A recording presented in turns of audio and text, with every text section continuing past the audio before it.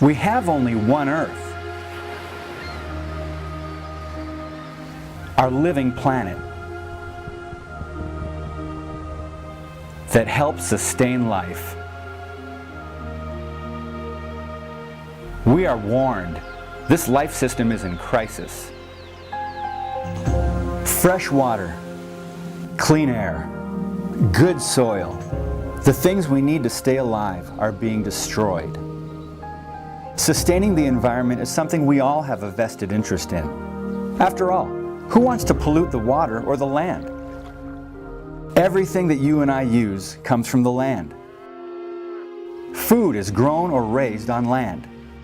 It also provides the materials used in everything, ranging from cars and tools to clothing and silverware. Property is also essential for a family to build their home. Sustaining our environment has led us down the road to a movement known as environmentalism. Yet, a strange thing happened. Environmentalism came to a fork in the road, and while the rhetoric took one route, the agenda took another.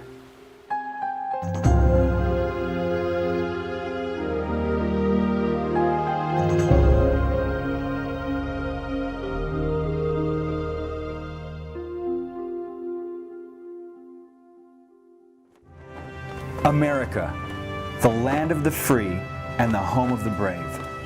This great land was founded on individualism. We as citizens have God-given rights. We even passed the Bill of Rights to protect them. Since the beginning, our forefathers understood that people were endowed with the right to property. They state, "Private property and freedom are inseparable. Property must be secure or liberty cannot exist."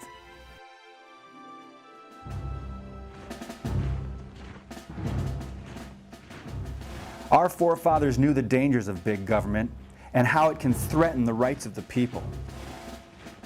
They overthrew a government that told people what to do in critical aspects of their lives. For the first time in history, a document was created that protected the rights of citizens through limited government. We as Americans have the God-given rights to life, liberty, and the pursuit of happiness.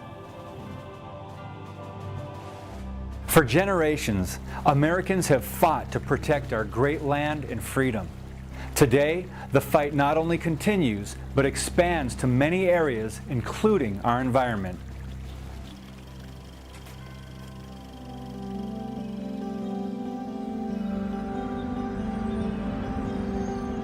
As good stewards of Earth, Americans are traveling on the road to environmentalism. Recycling has been a common practice for most of human history. One of the first big pushes occurred in the 1970s through government mandates.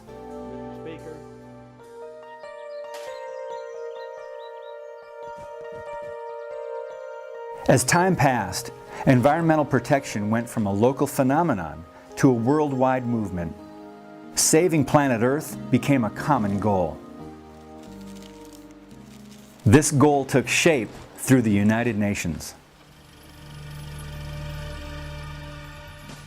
Beginning in 1983, the United Nations asked the World Commission on Environment and Development, also called the Brundtland Commission, to propose long-term strategies for achieving sustainable development by the year 2000 and beyond. By 1987, in the name of preserving the food supply and clean water, sustainable development was introduced.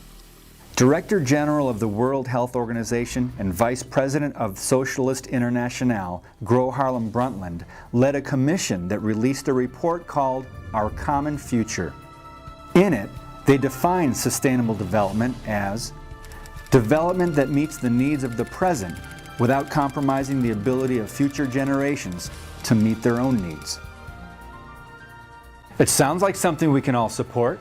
After all, who doesn't want to preserve the land for future generations so they can have clean water and plant and reap their harvests? As sustainable development took shape, other issues within the UN progressed.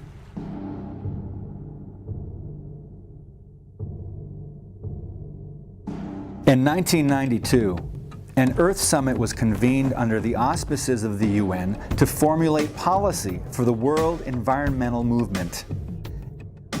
At the summit, they issued a report entitled Agenda 21. The number 21 stands for the 21st century. In his opening speech, the General Secretary of the summit, Maurice Strong, who is also a member of the Brundtland Commission, said, "Current lifestyles and consumption patterns of the affluent middle class, involving high meat intake, use of fossil fuels, appliances, home and work air conditioning, and suburban housing, are not sustainable." It sounds as if sustainable development is taking on an agenda that can possibly curtail one's eating habits, the ability to drive using any type of vehicle, and even limiting one's ability to own a home in the suburbs. What are their true intentions?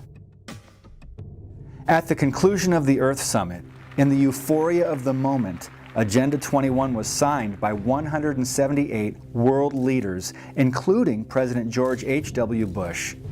Since then, subsequent events have led American leaders, including Presidents Clinton and Obama, to sign further agreements and executive orders implementing Agenda 21.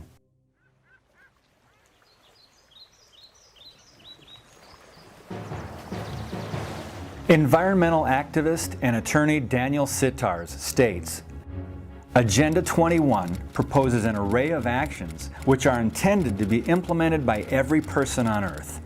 Effective execution of Agenda 21 will require a profound reorientation of all human society, unlike anything the world has ever experienced. A major shift in the priorities of both governments and individuals, and an unprecedented redeployment of human and financial resources.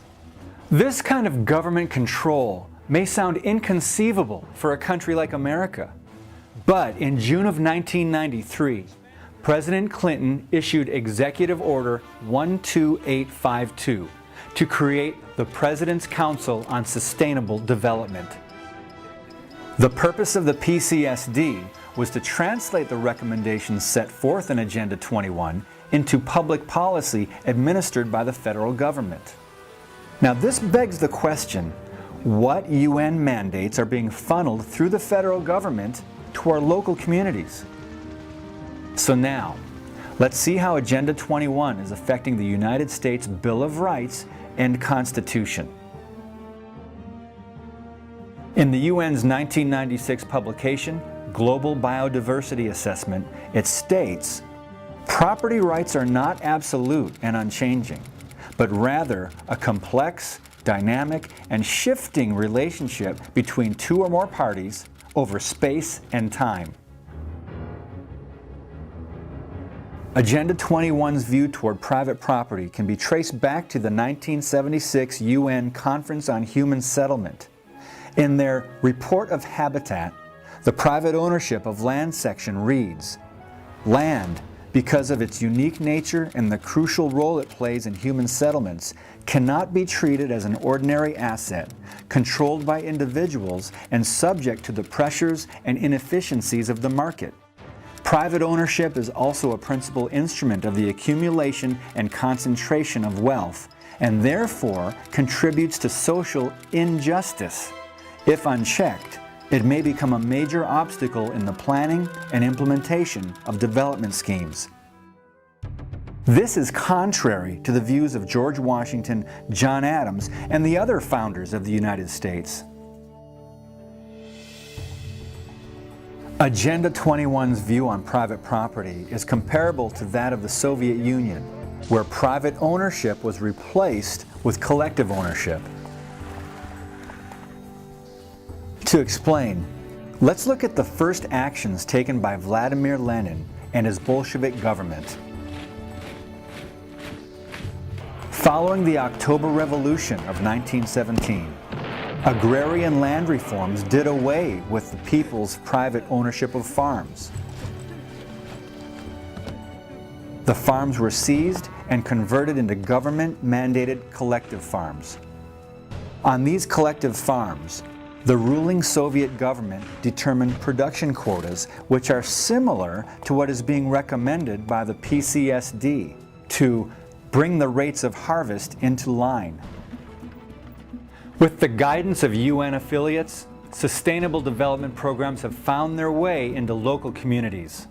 A good example took place in Contra Costa County, California in 2011. At a meeting to explain sustainable development, the following took place between the organizers and the citizens.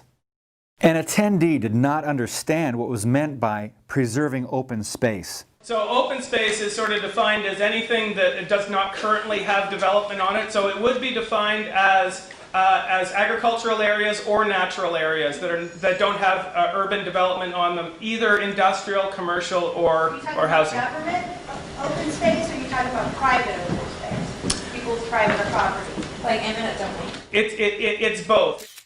Both? After much confusion from the citizens, a woman stated, Private property is part of that's part of our constitutional values for people to have and be able to do whatever they want with their own private property. And for us to sit here and say they can't use their own property and you're calling it open space is somebody's private property. these types of meetings lead to more questions than answers. What are the true intentions of sustainable development? Private property rights are only one aspect of sustainable development. It affects an even more fundamental aspect of life itself. Let's look at the Chinese Communist government and its one-child policy. Just like marriage in China, there are numerous hurdles to overcome before permission is granted. For a Chinese couple to have a child, they have to get a birth license. In order for the couple to get a license, they have to go through a procedure that runs through local Communist Party functionaries. Without a birth license, no hospital or doctor can treat the mother or the child before, during, or after the birth. The Chinese are required to inform the authorities of any illegal birth. In short, the Chinese government is in complete control.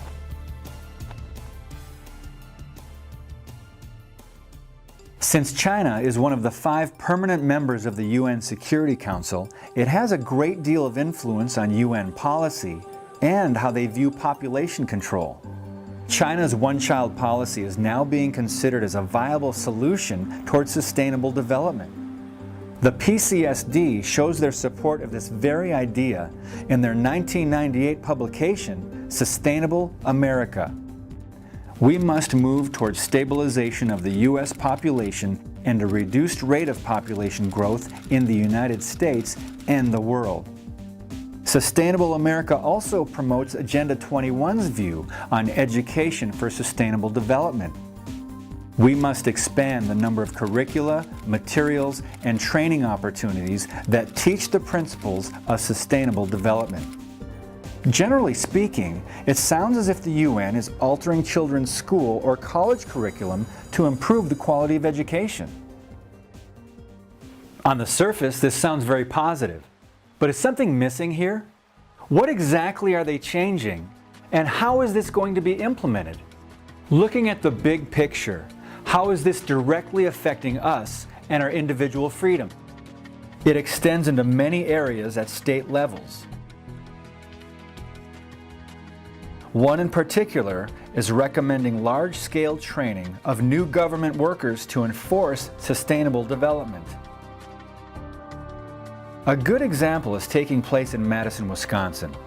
In the publication, Building a More Sustainable Future in Wisconsin, it emphasizes the importance of state and federal training and education programs to generate educators, facilitators, and motivators who would be capable of going into individual homes and helping people develop their own personalized sustainability action plans. This sounds as if, for the good of our communities, we can look forward to trained government employees entering our homes. How will this directly violate your freedom? Agenda 21 is much more than private property, population control, and education. It affects nearly every aspect of your life. The following is a partial list of what Agenda 21 also promotes. Relocating people from rural areas to cities, higher gas prices, manipulating transportation patterns, forbidding human access to land, seizure of private property, restricting the amount of water use, additional taxing, restricting the amount of waste, forced community involvement, and the list goes on. In support of saving the Earth, affiliates of the UN have continued to expand into local communities through programs known as Local Agenda 21. The main organization that local governments joined to be part of Local Agenda 21 is ICLEI. ICLEI stands for the International Council for Local Environmental Initiatives. Founded in 1990, it was established when more than 200 local governments from 43 countries convened at its inaugural conference at the UN. ICLEI states that it provides technical consulting, training, and information services to build capacity, share knowledge, and support local government in the implementation of sustainable development at the local level. ICLEI has begun to entrench itself within the United States. As of 2012, the U.S. has by far the most local governments involved in ICLEI, exceeding 500. In an effort to educate fellow Americans, the John Birch Society created a 3-click challenge that revealed ICLEI's involvement within America's communities as well as ICLEI's connection with the United Nations. Since 2013, ICLEI has modified its information, rendering the challenge obsolete, and seem to be working towards hiding their connection with the United Nations. Have no doubt, as more and more Americans apply pressure, ICLEI and the United Nations will work to make changes to their program names, web links, and much more. Citizens all across the country need to educate their local officials about the problems with Agenda 21 and sustainable development. Find out if your community is part of ICLEI by simply searching ICLEI USA members. Once informed, you can take action and work towards dropping ICLEI membership like so many other communities have already done. For example, in Edmond, Oklahoma, a small group of concerned Americans took action. They created a plan that would inform key business leaders and influential citizens about the dangers of ICLEI. Within time, the mayor and city council were persuaded to vote to drop ICLEI. So as you can see, it not only can be done, it is being done. To discover how you can get ICLEI out of your community, visit the Stop Agenda 21 page at jbs.org. This will give you the materials you need to learn more. Once informed, you can learn ways to tell others about the dangers of sustainable development. And finally, we encourage concerned Americans to get involved and take action.